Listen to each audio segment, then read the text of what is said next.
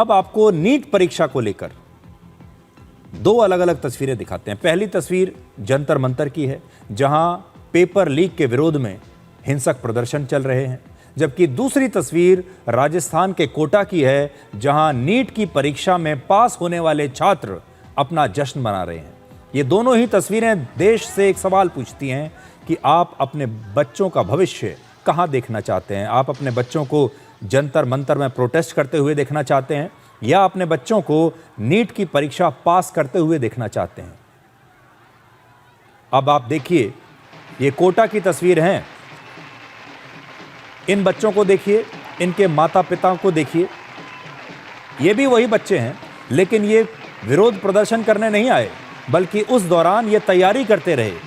इन्होंने देश के सिस्टम में अपना भरोसा बनाए रखा और आज ये बच्चे जश्न मना रहे हैं। तो ये दो तस्वीरें भी देश को हमेशा याद रखनी चाहिए, और ये देश के हर परिवार को देखना होगा कि वो अपने बच्चों को कहां देखना चाहते हैं इन दोनों तस्वीरों में। और नीट की बात जब चल ही रही है, तो मैं आज आपकी एक छात्रा से मुलाकात कराना चाहता हूं।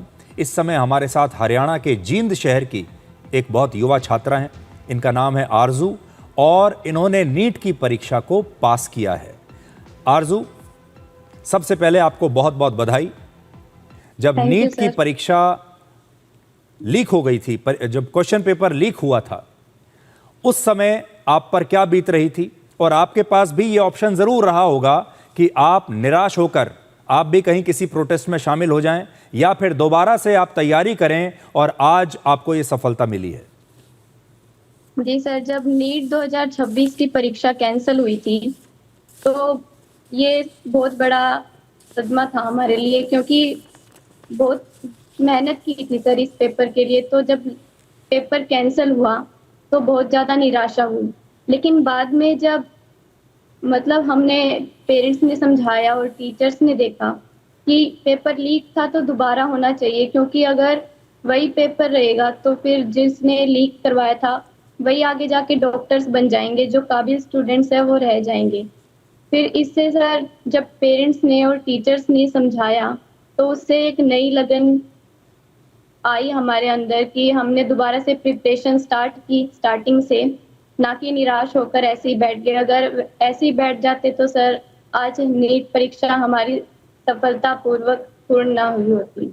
जी आरजू, मुझे ये पता चला है कि आपके जो पिता हैं वो सब्जी बेचते हैं। आपका परिवार ऐसा नहीं है कि आप बहुत बड़े बड़े कोचिंग सेंटर्स को आप अफोर्ड कर सकें, बहुत पैसे वाला परिवार नहीं है। सब्जी बेचते बेचते आपके पिता ने आपको सपोर्ट किया है। तो आपका ये संघर्ष कैसा रहा? कैसे आप तैयारी करती थी? जी सर, मेरे फादर हैं जो वो सब्जी बेचते हैं। ये हमारा जो सफ़र है नीट का, वो बहुत इसमें बाधाएं आई हैं सर। मेरे पापा जी ने सिर्फ सब्जी बेचकर ही मुझे अच्छे स्कूल में और अच्छी कोचिंग में पढ़ाया सर। इसके लिए हमने बहुत सारी प्रॉब्लम्स फेस की हैं। कई बार तो ये भी नहीं होता था कि कोचिंग पे स्कूल में जाने का किराया नहीं होता था, पैदल भी जाना पड़ता था सर कई बार। लेकिन मेरे पेरेंट्स ने मुझ पे भरोसा जताया, कैसे ना कैसे फीस पे की, और आज मैंने नीट परीक्षा में सफलता हासिल की सर।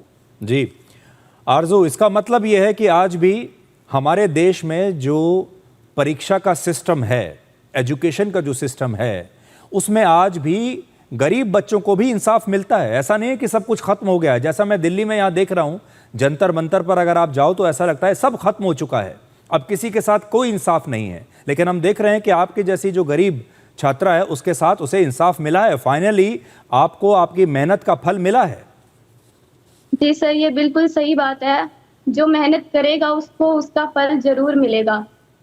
इसमें आप चाहे किसी भी परिवार से हो, अगर आप मेहनत करोगे तो आपको उसका फल जरूर मिलेगा। ऐसे सिर्फ बैठ करके कुछ नहीं होने वाला, आपको मेहनत करनी पड़ेगी। आपका एम आपका जो गोल है उसको अचीव करने के लिए आप ऐसे गरीब परिवार से उठ के भी अगर मेहनत करते हैं तो एक ना एक दिन सफल जरूर हो पाएंगे सर। आखिरी सवाल मेरा आरजू आपसे ये है कि जो छात्र इस समय यहाँ दिल्ली में बैठे हैं, वो अपनी मांगों को लेकर यहाँ पर प्रदर्शन कर रहे हैं, विरोध प्रदर्शन कर रहे हैं, उन्हें आप क्या कहना चाहती हैं? आप भी लगातार इंस्टाग्राम पर, सोशल मीडिया पर देख रही होंगी, उन्हें आप क्या कहेंगी?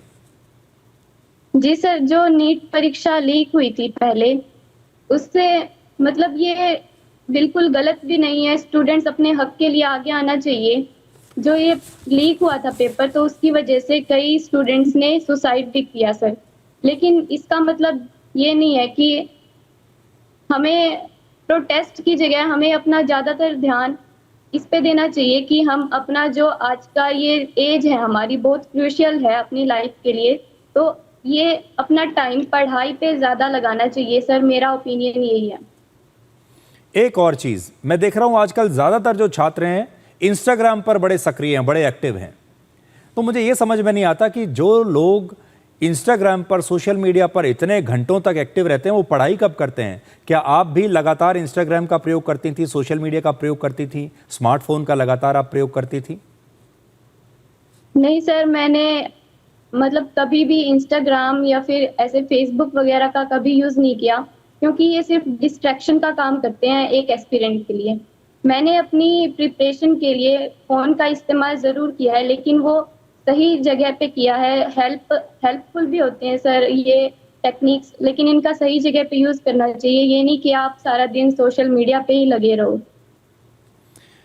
आरजू, ऑल द बेस्ट, बहुत बहुत शुभकामनाएं बेटा आपको। आपने बहुत अच्छा काम किया है और देश के जितने भी छात्र इस समय युवा आपको देख रहे होंगे, मुझे पूरी उम्मीद है कि वो आपसे इंस्पिरेशन ज़रूर लेंगे, आपसे ज़रूर सीखेंगे कि आपके जैसे जो बच्चे हैं, जो विपरीत परिस्थितियों में मेहनत कर रहे हैं, कॉन्सेंट्रेट करके पढ़ाई पर ध्यान दे रहे हैं, वो कैसे सफल हो रहे हैं। आपका बहुत बहुत शुक्रिया और आपके पिता को, आपके पूरे परिवार को बहुत बहुत बधाई। Thank you sir, thank you very much.